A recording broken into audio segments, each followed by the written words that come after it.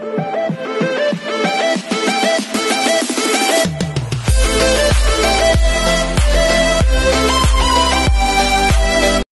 everyone, this is KJ Vlogs, a Filipino reactor based here in Saudi Arabia, and welcome back to my channel. Agad-agad, gawin natin ito ng reaction video. Ang mga kilig moments ng Kat Den na naman for today's video. Of course, magkakasama tayo talaga ngayong 2025. Tatapusin natin ang 2024 na kilig at umpisahan natin ng kilig. Charis. So without further ado, let's all watch this. Ano yan?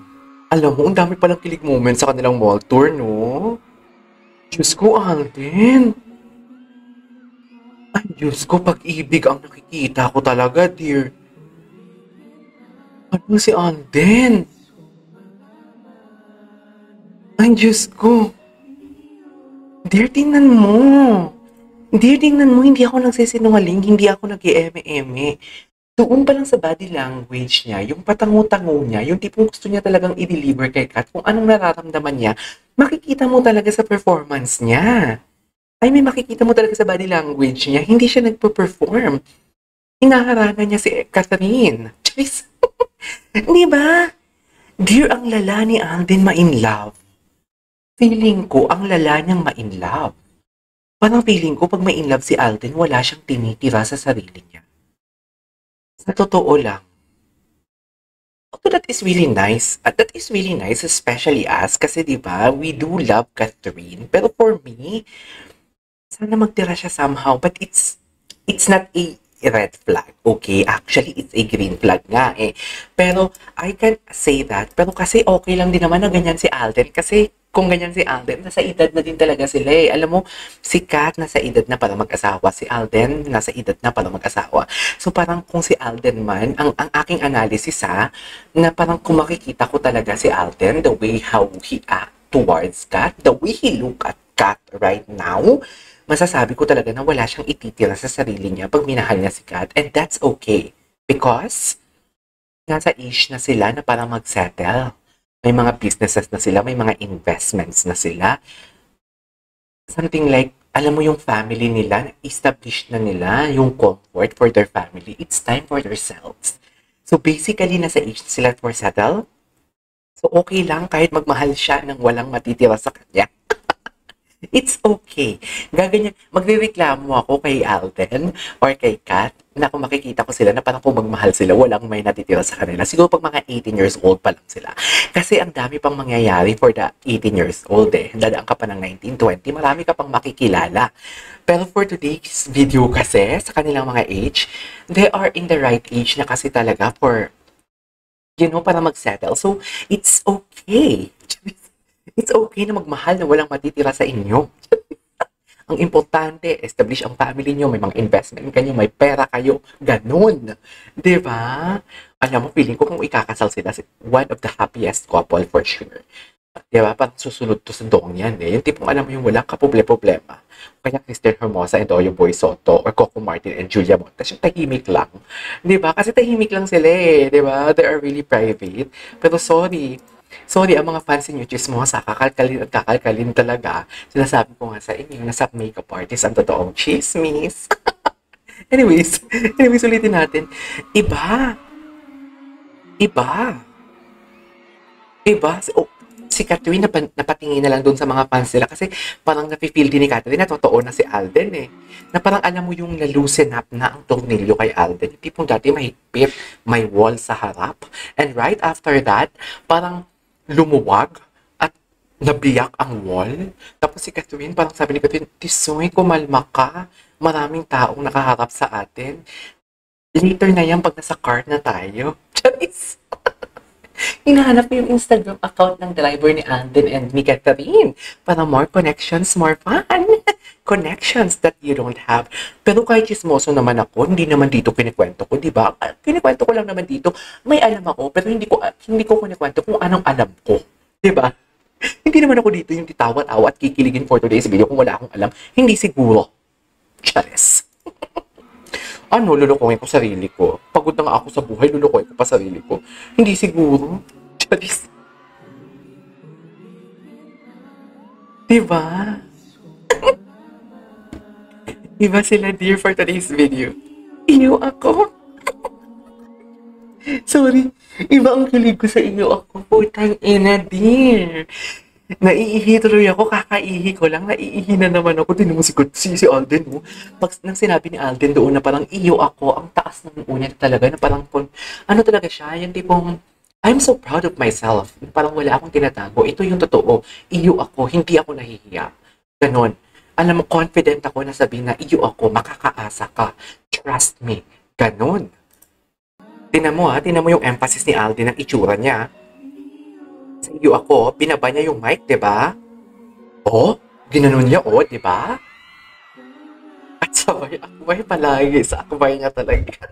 Ang palagi. Ako, I'm all putang ina, Catherine. Ano to? Bakit nakahawa ka sa puwet ni Alden for today's video? Kagi, Catherine, ang lala. Ang lala. Dear, ang lala. Promise. Promise, ang lala talaga. Diyos ko, day. Ang lala nila ma-in love. Grabe, ang lala nila. Hindi kinakaya ng kilig ko. Totoo, hindi kinakaya ng kilig ko ma-in love sila. Ang lala nila ma-in love. Ulit-ulit. Sorry. Ito. Ito ay compilation. Ang lala nila. Alam mo, okay lang sana eh. Okay lang sana kung sasabihin, hindi ko masabi na fan service to eh. Kasi I've watched din somehow yung mga, kay Kat, wala akong napanood eh. May mga interviews ako or mga mall. Wala akong meron. Kay Alden, may mga napanood ako. Kasi gumagawa ako ng reaction video ng GMA artist talaga. Pero, iba si Alden towards Kat. Kaya hindi ko masasabi talaga na ano siya, na fan service to. Hindi eh. And if you will gonna compare, grabe tingnan. Ito ha, if you will gonna compare, kung may nagsasabi man na fan service to, i-compare mo ang 2019, yung Hello Love Goodbye nila sa Hello Love Again, na dapat doon nga talaga dapat tumodo si Alden. Ang layo ng Hello Love Again sa Hello Love ang layo ng Hello Love Again sa Hello Love Goodbye. Kasi sa Hello Love Again talaga kitang-kita ang sabi ko nga, Ethan and Alden and Kat talaga ang nakikita ko sa Hello Love Again. Look at the eyes, oh, 'di ba? Sa Hello Love Goodbye, kinikilig tayo but not that much, right? Ibang-iba. To think na dapat nilang tinodo, kung fan service man itong Hello Love Again, dapat sa Hello Love Goodbye pa lang, tinodo na nila. Kasi alam nyo bakit? In a relationship si Kat doon. So, meaning to say, kung hindi nila ito todo, kung may fan service nga naman talaga, kung hindi nila ito todo sa Hello Love Goodbye pa lang, wala ang movie nila. Hindi yung tipong magtatap gross ang movie nila. Hindi kikita ang movie nila kung hindi nila sa Hello Love Goodbye pa lang ito todo. Diba? Kasi dapat maniniwala kayo kung nakita nyo nga, kung napansin nyo nga, diba? Maraming, sino nga nagsabi ng Bella Padilla? First time niyang nakapanood ng sequel na mas maganda ang part 2 sa part 1. Which is, I couldn't agree more. Na dapat talaga ang part 1 ang pinakabongga. Tapos sa part 2, kahit hindi na bongga, may manonood niyan kasi nabonggahan sa part 1 eh. 'Di ba? Katulad ng Squid Game, ang bongga ng part 1. Pero yung part 2, hindi siya kagandahan katulad ng part 1. Kasi alam na ng Squid Game na marami pa din manonood sa kanila kahit hindi nila bonggahan sa part 2. So dito sa Hello Love Goodbye, dapat bongga eh. Dapat sa fan service, kung may fan service, pero wala kang fan service, sabihin na natin may fan service. Dapat sa part 1 pa lang, binonggahan na nila para ang part 2, kahit hindi na mas bongga, okay lang. Pero iba eh. Iba ang pinakita nila sa part 2 eh. Kaya hindi ako naniniwalang fan service. Kaya marami nagsasabi na promo lang yan, ganito. Hoy, hindi siguro. Hindi siguro. Oh my God, grabe yung tinginan nila. Sa totoo, ang dami kong chika na. They're in love, dear. They're in love. My favorite part. Nasa'yo, sana'y malaman mo ang damdamin ko, yakaanak ko. Ay, tapos na pala. Oh, todo assist talaga siya. Todo assist talaga si Alden niya for today's video. Hindi siya mapigilan. Ay, ano to? Promo nila, promo. I mean, yeah, promotion.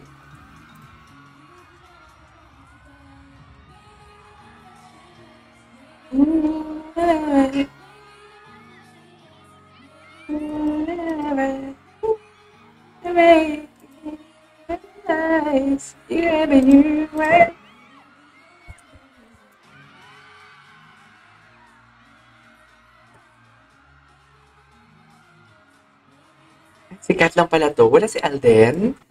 Wala si Alden dito pala. Anyway, there you go guys. That is our for today's video. Ang dami natin chismis for today's video. This is KJ Vlogs and see you on my next vlog. Bye!